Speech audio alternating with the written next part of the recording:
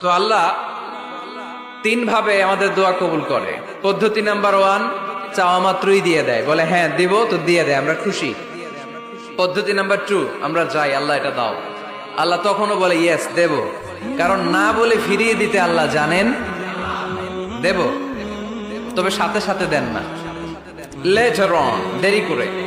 কখন দিলে আমার জন্য ভালো, এটা আমার চেয়েও ভালো জানে কে, দেরি করে দেয়।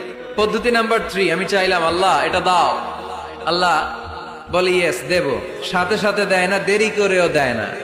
এটা কিয়ামতের ময়দানের জন্য তিনি রেখে দেয়, যাতে ওই দিন বিপদের কালে এই দোয়ার বদৌলতে তিনি আমাদেরকে বাঁচিয়ে দিতে পারে। তাহলে যে এত এত দোয়া করি, লাভ আছে না নাই? হয় সাথে সাথেই কবুল, নয় কিছু সময় দেরি করে কবুল, তা না হইলে আখেরাতের অ্যাকাউন্টে আমাদের জন্য ব্যালেন্সে রেখে দিয়েছে কে? এজন্য আজকের এই ফরিদপুরের মাহফিল তখনই সার্থক হবে যখন আমরা এই সিদ্ধান্ত নিতে পারবো যে আমরা চাইবো একজনের কাছে, তিনি কে, এবং চাইবো চাওয়ার মতো। যেহেতু এটা একটা শিল্প, আর্ট, এটাকে আত্মস্থ করতে হয়। চাওয়ার মতো চাইলে এটা কখনো মিস হয় না।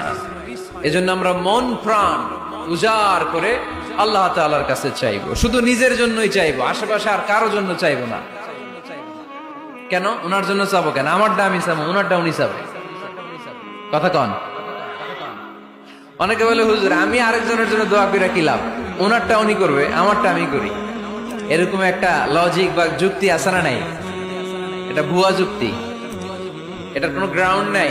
কারণ আমার জন্য দোয়া করলে যেমনি লাভ, আরেকজনের জন্য করলেও লাভ। হাদিসে এসেছে কোন মুসলিম যদি ইয়াদউ লি আখিহিল মুসলিম বিযাহরিল গায়ব, তার কোনো ভাইয়ের জন্য যদি কেউ দোয়া করে, ওই দোয়াটা আগে আল্লাহ তার জন্য কবুল করে নেয়। কারণ সে দোয়া যাই করে, পাশ থেকে ফেরেশতারা বলে ওয়ালাকা বিমিসলিন, ওয়ালাকা বিমিসলিন, তোমার জন্য এটা কবুল করুক। যেমন আপনি দোয়া করলেন আল্লাহ আমার এই ভাইটা অসুস্থ, আল্লাহ আমি দোয়া করছি আল্লাহ আপনি তারে সুস্থ করে দেন। ফেরেশতারা বলে আল্লাহ ওয়ালাকা বিমিসলিন, যিনি দোয়া করছে তার যদি কোনো রোগ বালাই থাকে আগে তারে সুস্থ করে দেন। আমি দোয়া করলাম আল্লাহ আমার এই ভাইটা হজে যেতে পারে না, আল্লাহ তুমি তারে হজে যাওয়ার তৌফিক দান করো। ফেরেশতারা বলে ওয়ালাকা বিমিসলিন, মানে আল্লাহ যিনি দোয়া করতেছে আগে তার হজের ফ্লাইটটা কবুল করো। লাভ আছে না নাই? এজন্য নিজের জন্য দোয়া করলেও লাভ, পরের জন্য দোয়া করলেও লাভ। কোন সময়ে কি দোয়া করবেন কোরআনে আছে না নাই?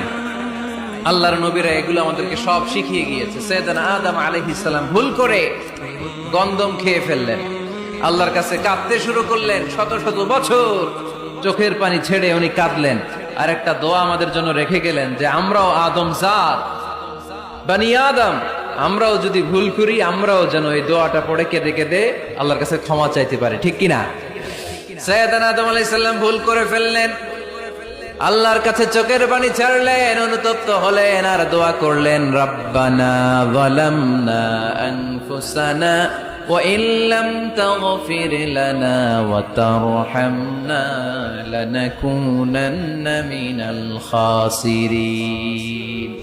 আল্লাহ ভুল করেছি, অপরাধ করেছি, অন্যায় করেছি, তুমি যদি মাফ না করো কেউ মাফ করার নাই, ঠিক কিনা?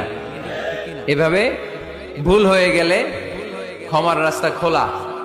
অনেকে রাস্তা বন্ধ করে দেয়, ভয় দেখায়, হায় হায় তুই তো কাফের, তুই তো জাহান্নামী, এরকম আছে না নাই?